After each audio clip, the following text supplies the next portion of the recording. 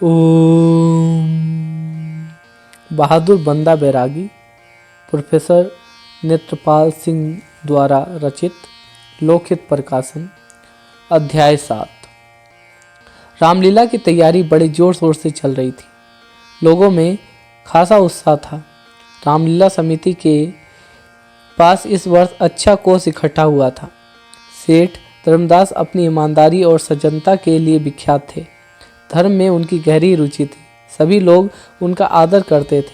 रामलीला के नाम पर दान देने में इसलिए किसी को संकोच नहीं होता था। स्वयं धर्मदास भी अच्छी रकम अपने पास से ही लगा देते थे। रामलीला का आयोजन यहाँ पूरे 11 दिन तक का होता था, परंतु राम बारात, राम वध और भरत मिलाप ये 3 रामलीला के विशेष दिन थे। भरत मिलाप वाले दिन ही श्री राम का राज्याभिषेक भी होता था। राम बारात में व्यापारी सभी देवी देवताओं की आकर्षक झांकियों के साथ साथ अपने प्रतिष्ठानों का प्रचार भी खूब करते थे। बारात का दृश्य देखने के लिए नगर भर के स्त्री पुरुष मार्ग में जगह जगह इकट्ठे हो जाते थे। जगह जगह देवी देवताओं की आरती श्रद्धालु उतारते और पूजा अर्चना करते। रावण वध ठीक दशहरे के दिन होता था। इस दिन रामलीला मैदान में बड़ा मेला लगता था। आसपास के गांवों से भी स्त्री पुरुष और बच्चे आकर मेले का आनंद उठाते थे। भरत मिलाप और राज्याभिषेक भक्ति भावपूर्ण दिन होता था। 14 वर्ष के वनवास के पश्चात श्री राम और भरत का मिलन, तत्पश्चात श्री राम का सीता के साथ सिंहासन पर आसीन होना भक्तजनों के लिए विशेष आनंद का अवसर होता था। श्री राम दरबार की झांकी, सजीव झांकी श्रद्धालुओं के लिए विशेष महत्व रखती थी। कुल मिलाकर रामलीला उत्सव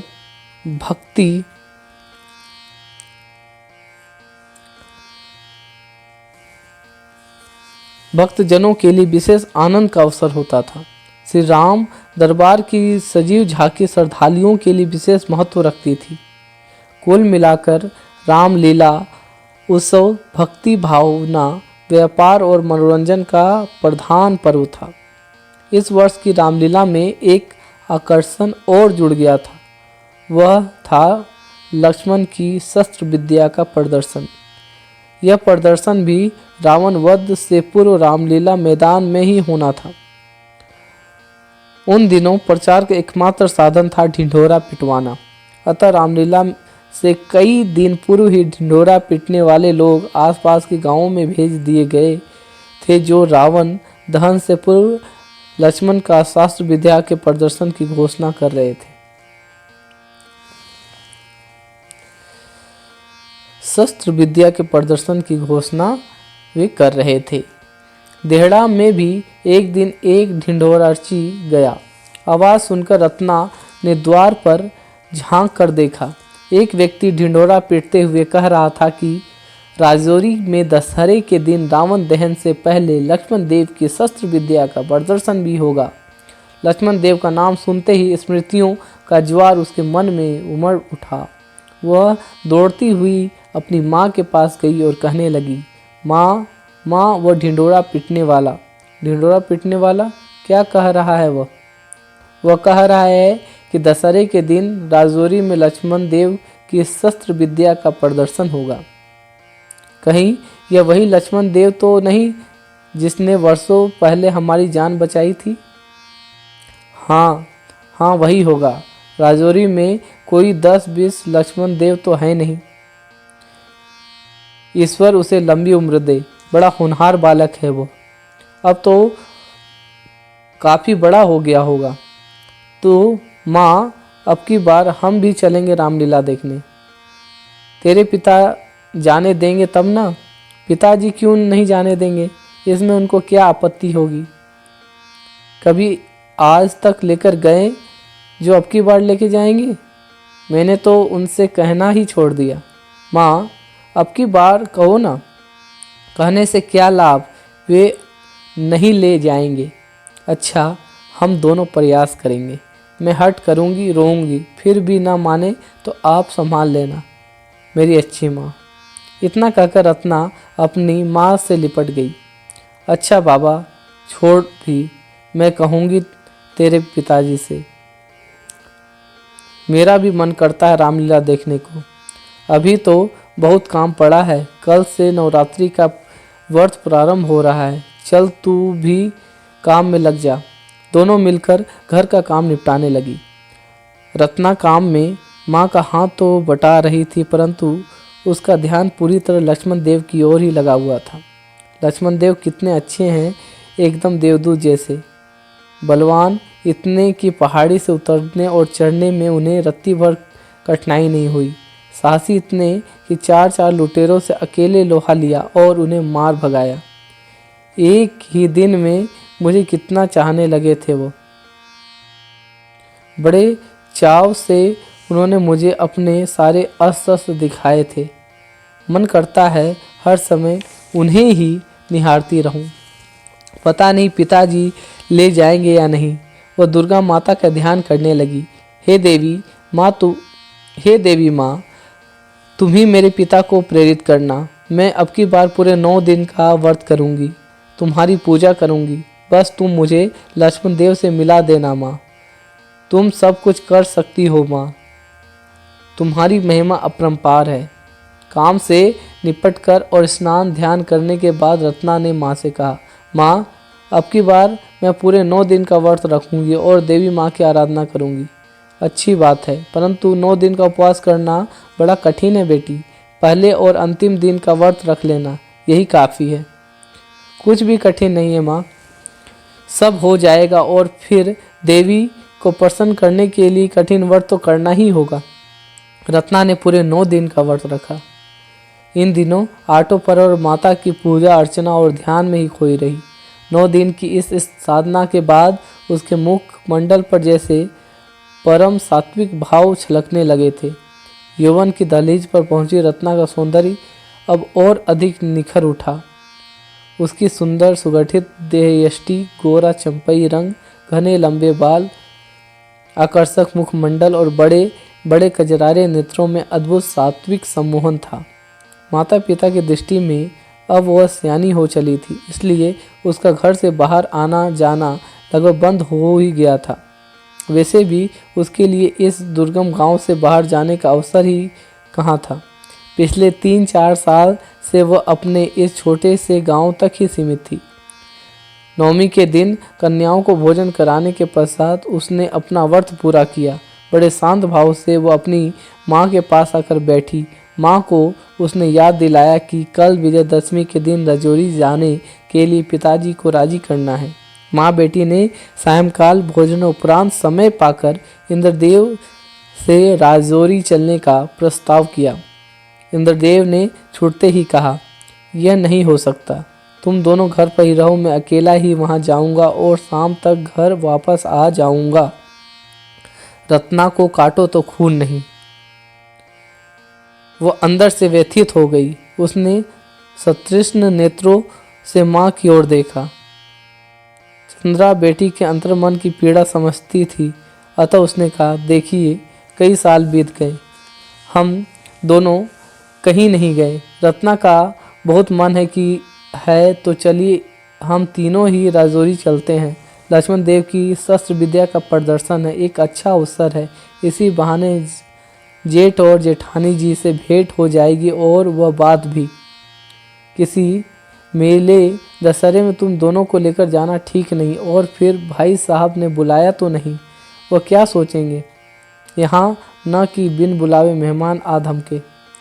ऐसा कुछ नहीं, वे ऐसा नहीं सोचेंगे। मैं तो समझती हूँ वे प्रसन्न ही होंगे। और फिर हम कौन वहाँ डेरा डालने जा रहे हैं। सुबह चलेंगे शाम को लौट आएंगे, सुबह चलेंगे शाम को लौट आएंगे। तुमने तो कह दिया, और अगर लौटने में देर हो गई तो? नहीं, मैं तुम लोगों को नहीं ले जाऊंगा। अगर तुम कहो तो मैं भी नहीं जाऊं। मैं कब कह रही हूँ कि तुम मत जाओ? वह तो रत्ना की वजह से मैं कह रही हूँ, वरना मैं कब आपके पीछे पड़ती हूँ। रत्ना की आंखों से आंसू बहने लगी, परंतु उसने कुछ कहा नहीं। पैर पटकती हुई वह अपने कक्ष में चली गई और जोर जोर से हिचकियाँ लेती हुई रोने लगी। इंद्रदेव उसके रोने की आवाज़ सुनकर कुछ ढीले पड़े। उन्होंने धीमी आवाज़ में चंद्रा से कहा, तुम कुछ भी समझती नहीं, रत्ना सियानी हो गई है, उसको लिए लिए घूमना ठीक है क्या? किसी मुगल सरदार की नज़र पड़ जाए तो फिर समझ लो कट गई नाक, और मैं वहाँ जाकर लक्ष्मण से इसके विवाह की बात चलाऊँगा। क्या ये अच्छा लगता है कि जहाँ बेटी के विवाह की बात करने जाओ वहाँ लड़की को भी साथ ले जाओ? भला क्या सोचेंगे भाई साहब? इसलिए तुम रत्ना को समझाओ, उसके साथ न जाने में ही हम सबकी भलाई है। तो आप ठीक ही कह रहे हो, परंतु यह भी तो सोचो कि जेठानी जी से बात तो तुम मेरे बिना कर नहीं सकोगे, और यह बात तय है कि जब वह जीजी दबाव नहीं डालेगी तब तक भाई साहब आसानी से नहीं मानेंगे। हमारी उनकी हैसियत में भी तो बहुत अंतर है। अंतर तो है, लेकिन पहले जब मैंने उनसे विवाह की बात चलाई थी तो उन्होंने यही कहा था, अभी तो दोनों बच्चे हैं, विवाह लायक तो हो जाने दो, तब बात कर लेंगे। इसका मतलब यह तो नहीं कि वे विवाह के लिए राजी हैं। देखो, जीजी ने रत्ना को बहुत पसंद किया था, इसलिए रत्ना साथ होगी तो जीजी और लक्ष्मण को राजी करना आसान होगा। इसलिए आप अधिक सोच विचार मत करो, हम दोनों को भी साथ ले चलो, इसमें शर्माने की कोई बात नहीं है। ईश्वर ने चाहा तो कल ही लक्ष्मण और रत्ना की शादी की बात पक्की हो जाएगी। बात इंद्रदेव की समझ में आ गई। चंद्रा से सहमत होते हुए उन्होंने कहा, शायद तुम ठीक ही कह रही हो, चलो हम तीनों ही चलते हैं और दोनों के विवाह की बात तय करके ही आएंगे। इंद्रदेव और चंद्रा रत्ना के पास गए। वह अब भी सिसकियाँ ले रही थी। इंद्रदेव ने उसके सिर पर हाथ फेरते हुए कहा, ले बेटी, तेरे मन की हो गई। अब हम तीनों ही राजौरी चलेंगे, सवेरे जल्दी ही तैयार हो जाना। रत्ना को जैसे मुंह मांगी मुराद मिल गई। वह अंदर ही अंदर खिल उठी। उसकी अपने आंसू पोंछते हुए उसने कहा, मैंने पहले कभी रामलीला नहीं देखी थी, मैं जानती भी नहीं कि रामलीला कैसी होती है, इसलिए मेरी बड़ी इच्छा कि रामलीला देखूं। उसने लक्ष्मण देव का नाम नहीं लिया। वो जानती थी कि रामलीला देखने का अवसर मिलेगा तो लक्ष्मण लीला अपने आप ही देखने को मिल जाएगी। अगले दिन इंद्रदेव चंद्रा और रत्ना को लेकर दोपहर से पूर्व की ही राजौरी पहुंच गए। राजौरी प्रारंभ होने में अभी 2-3 घड़ी का समय था, इसलिए पहले से सीधे रामदेव जी के घर गए। रामदेव ने उनका स्वागत किया और उनके आने पर हार्दिक प्रसन्नता व्यक्त की। इंद्रदेव ने रामदेव जी का चरण स्पर्श कर अभिवादन किया। अपनी ओढ़नी को माथे पर नीचे तक खींचे हुए चंद्रा और उसके पीछे सिमटी हुई रत्ना को देखकर रामदेव जी ने लक्ष्मण को पुकारा। लक्ष्मण द्वार पर आ गया। सामने इंद्रदेव और चंद्रा को देखकर उसने उनका चरण स्पर्श करना चाहा, परंतु इंद्रदेव ने उसे बीच में ही रोककर अपने गले से लगा लिया। चंद्रा ने भी उसके दोनों हाथों को पकड़कर उसकी हथेलियों को चूम लिया। रत्ना नमित मुख खड़ी, उसने अपने दोनों हाथ जोड़कर लक्ष्मण देव को प्रणाम किया।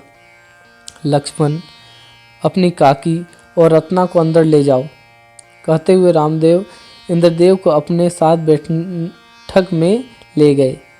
काकी जी चलिए, इतना कहकर लक्ष्मण ने एक दृष्टि रत्ना की ओर डाली। आज से कई वर्ष पूर्व उसने जब रत्ना को देखा था तब तक वह अबोध बालिका थी। तब भी पता नहीं क्यों उसके बाल सुलभ भोलेपन और सौंदर्य से उसे बहुत अधिक प्रभावित किया था। आज की रत्ना एक नवयौवना थी। नारी सुलभ लज्जा और यौवन के प्रारंभिक लहर ने उसे अत्यंत मोहक बना दिया था। वह स्वयं भी तो एक युवक हो चला था। नारी के प्रति आकर्षण का अर्थ कुछ कुछ समझने लगा था। रत्ना को देखकर इसलिए उसे बेहद प्रसन्नता हुई। नमित मुखी रत्ना को उसने सतृष्ण नेत्रों से देखा तो देखता ही रह गया। तभी रत्ना ने भी अपने मुखमंडल को थोड़ा उठाते हुए लक्ष्मण की ओर देखा। दोनों के नेत्र मिले तो जैसे दोनों ही निहाल हो गए। लक्ष्मण का भरा पूरा बलिष्ठ शरीर ऊपर से नीचे तक हिल गया। उसके उन्नत ललाट पर सहसा स्वेदन कण झलक आए। कुछ ऐसी ही दशा रत्ना की भी थी। वह भी अंदर से विचलित हो उठी थी।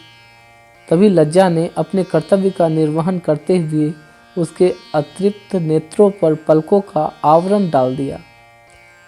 लक्ष्मण ने भी घबराकर अपनी दृष्टि को हटा लिया।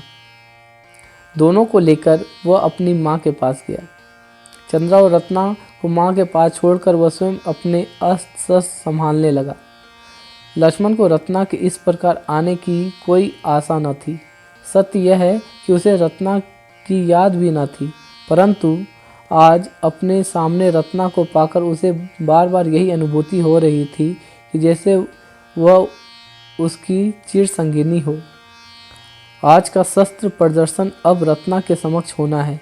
उसके लिए एकमात्र रत्ना ही दर्शक थी और वही निर्णायक भी। उसे लगा जैसे आज का दिन उसकी समस्त शक्तियों के परीक्षण का समय है। उसे बार बार पांचाली के स्वयंवर में अर्जुन द्वारा मत्स्य वेद की कहानी याद आ रही थी। जिस प्रकार अर्जुन ने द्रौपदी का वरण करने के लिए लक्ष्य भेद किया था, उसी प्रकार आज उसे भी अपने संपूर्ण कौशल के साथ जीवन की एक रोमांचकारी परीक्षा में सफल होना है। वह इन्हीं विचारों में खोया हुआ था कि सहसा फिर पिता की आवाज़ सुनाई पड़ी। उसने द्वार पर आकर देखा कि आयोजकों में से कुछ लोग उसे बुलाने आए हैं। बस थोड़ी ही देर में मैं तैयार होकर आता हूँ, लक्ष्मण ने कहा और घर के अंदर जाने लगा। तभी उसके पिता ने कहा, घर में सभी को बता दो कि वे भी तैयार हो जाएं चलने के लिए। जी अच्छा। लक्ष्मण घर के अंदर जाकर तैयार होने लगा। उसकी माँ वीरमती तो पहले से ही तैयार बैठी थी। उन्हें अपने पुत्र के कौशल को देखने की बड़ी इच्छा थी। अब तक तो उन्होंने केवल सुना भर था, आज प्रत्यक्ष देखने की घड़ी थी। इधर लक्ष्मण ने अपने सभी आवश्यक अस्त्र धारण कर लिए। वीरमती, चंद्रा, रत्नावती, रामदेव और इंद्रदेव के साथ वह सीधा मैदान की ओर चल पड़ा। मैदान में 3 और दर्शक के बैठने की व्यवस्था थी, एक और स्त्रियों के लिए तथा 2 और पुरुषों के लिए। सभी लोग अपने पहले से नियत स्थान पर जा बैठे। सेठ धर्मदास जी मंच पर आए। उन्होंने अपने दोनों हाथ उठाकर दर्शकों को शांत होने का संकेत किया और बोले, सभी नगर निवासी तथा बाहर से आने वाले भाइयों एवं बहनों, आज यहाँ हम सब लोग रामलीला में रावण वध देखेंगे।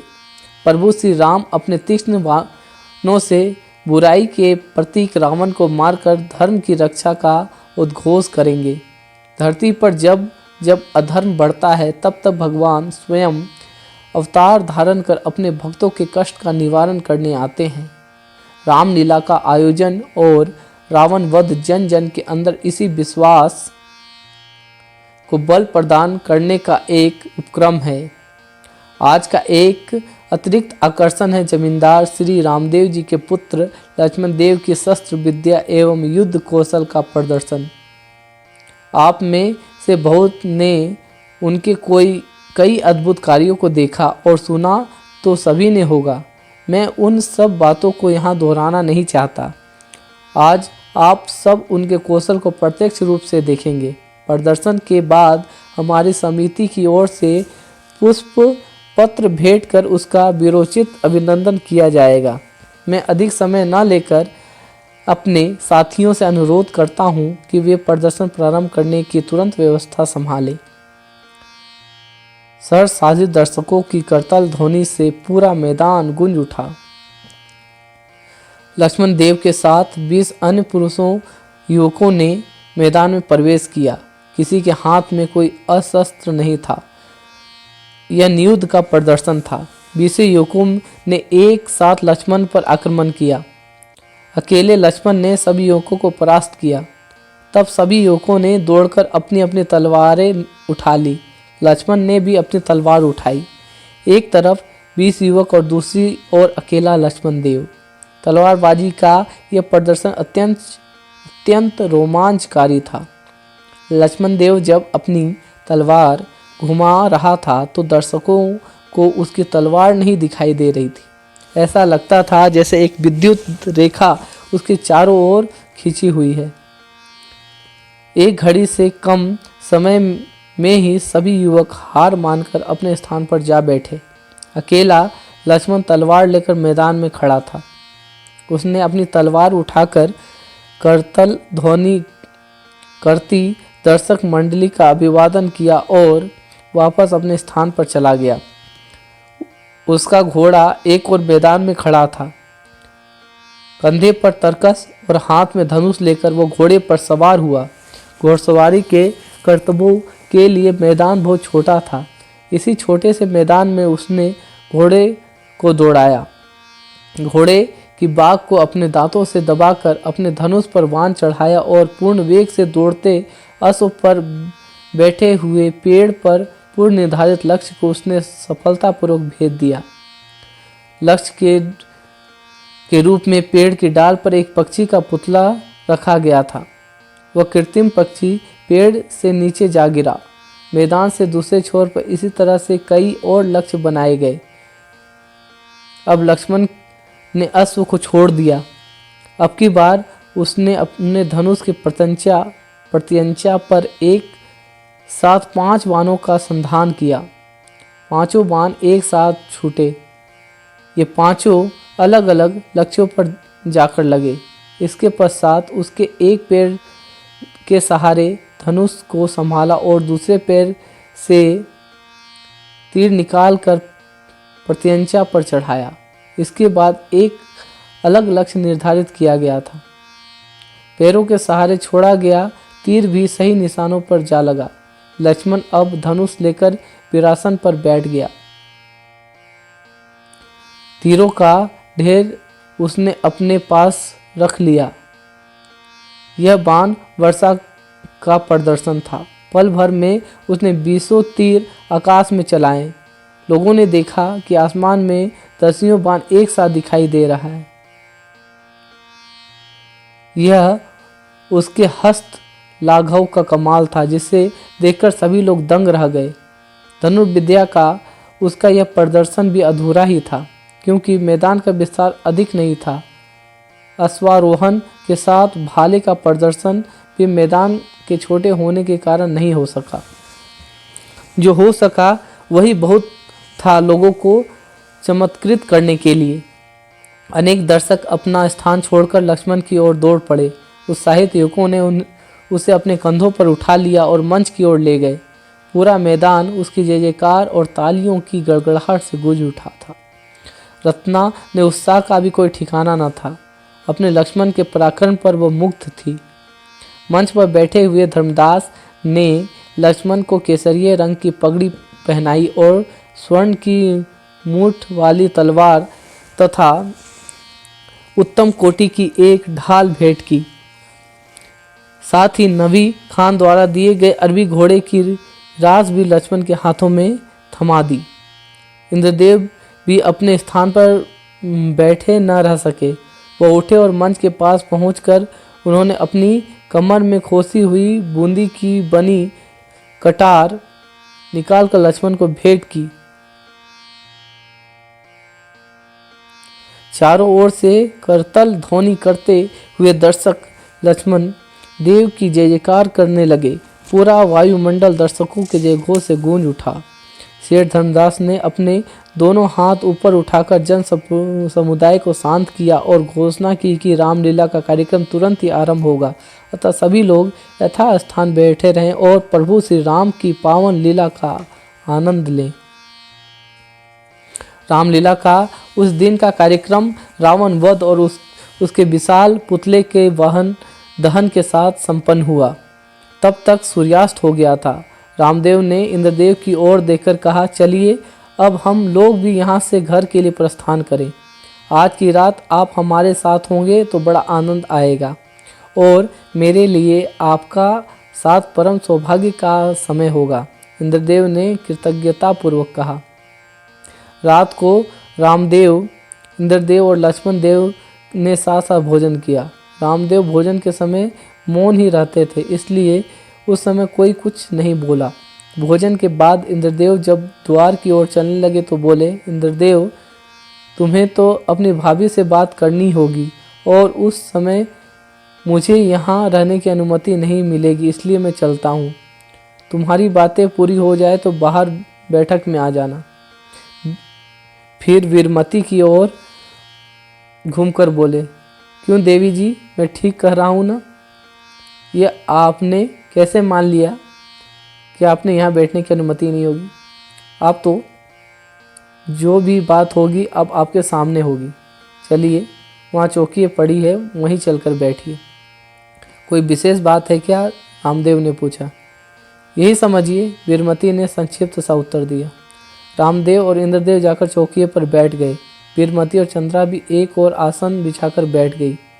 बोलिए देवर जी, चुप क्यों हैं? बातचीत का आरंभ तो आपको ही करना होगा, वीरमती ने कहा।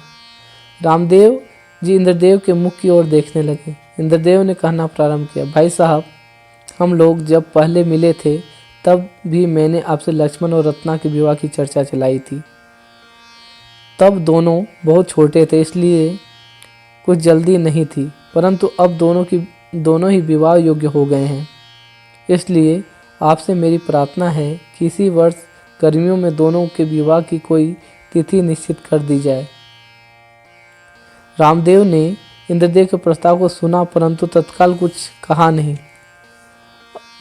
अब सभी लोग उन्हीं के मुख की ओर देख रहे थे। कुछ देर तक सोचने के बाद उन्होंने अर्थपूर्ण दृष्टि वीरमती के चेहरे पर डाली। कहिए देवी जी, आपका क्या विचार है? अब मैं क्या बताऊं, आप जैसा ठीक समझे वैसा करें। मैं तो यही कह सकती हूँ कि रत्ना बहुत अच्छी लड़की है, लक्ष्मण के साथ उसकी जोड़ी अच्छी रहेगी। इसका मतलब यह है कि आपको यह संबंध स्वीकार है। हाँ, मुझे तो सब ठीक लगता है, फिर अंतिम निर्णय तो आपको ही करना है। मेरे निर्णय को तो तुमने बहुत सरल बना दिया वीरमती। रत्ना तुम्हें पसंद है, इंद्रदेव जी का परिवार हमारा जाना हुआ है, वे भले आदमी हैं। लक्ष्मण का विवाह भी अब कर ही देना चाहिए, ऐसा मेरा विचार है। हाँ ठीक, तो यही होगा, वीरमती ने कहा। तो फिर निर्णय यही है कि पंडितों से पूछकर लग्न निकलवा लिया जाए। रामदेव ने निर्णय को सुनकर इंद्रदेव गदगद हो गए। भावविह्वल होकर उन्होंने रामदेव के चरणों में अपना मस्तक झुका लिया और बोले, मैं आभारी हूँ आपका। आपने रत्ना को अपनाकर मेरे ऊपर जो उपकार किया है उससे मैं कभी ऋण नहीं हो सकूँगा। अरे नहीं भाई, उपकार तो तुमने किया अपनी सुंदर सुशील कन्या मेरे लक्ष्मण को सौंपकर। और इतना कहकर उन्होंने इंद्रदेव को उठाकर अपनी छाती से लगा लिया। दूसरे दिन सवेरे वीरमती ने अपना गहनों का डिब्बा खोला और उनमें से एक रत्न जड़ित अंगूठी निकालकर रत्ना की अंगुली में पहना दी। इंद्रदेव ने अपनी कमर में बंधे हुए तोड़े को खोला और दो अकबरी मोहरे रामदेव और वीरमती को भेंट की। लक्ष्मण देव यद्यपि बातचीत में शामिल नहीं था, फिर भी रत्ना से अपने विवाह की बात का पता उसे चल गया था। वो मन ही मन बड़ा प्रसन्न था, परंतु आज संकोचवश वह तीनों के विदा होते समय उससे मिलने नहीं आया। लाख चाहते हुए भी रत्ना की ओर वो आंखें उठाकर देखने का साहस नहीं जुटा पाया। सील और संकोच से दबी रत्ना भी माता पिता के साथ देहड़ा चली गई, परंतु उसका हृदय, उसकी आत्मा यहीं लक्ष्मण देव के पास रह गई। नमस्कार। भारत माता की जय। वंदे मातरम। 8वें अध्याय के साथ अगले कड़ी में मुलाकात होगी।